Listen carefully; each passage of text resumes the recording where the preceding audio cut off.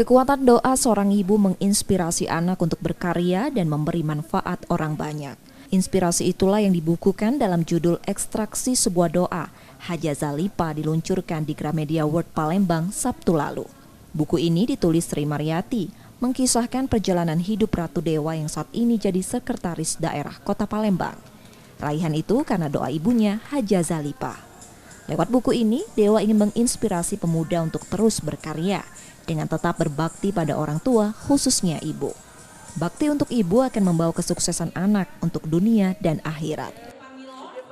Dalam hidup itu tidak ada yang tidak mungkin, semuanya bisa mungkin. Contohnya saya, anak seorang marginal, anak seorang petani, dengan cita-cita, tidak ada punya cita-cita untuk menjadi sekretaris daerah, menjadi karir tertinggi. Ternyata mengalir begitu saja. Semuanya ini adalah berkat doa orang tua. Jangan lupa investasi berharga itu adalah belajar, beramal soleh, dan doa orang tua. Dalam khususnya orang tua dari seorang ibu. Ekstraksi Sebuah Doa merupakan buku ketiga yang mengangkat sosok Ratu Dewa. Sebelumnya, perjalanan hidup Ratu Dewa juga ditulis dalam buku Lafaz Pena Mantan Aktivis dan Ratu Dewa Sebuah Memoir. Rizky Nurmizan, Kompas TV, Palembang.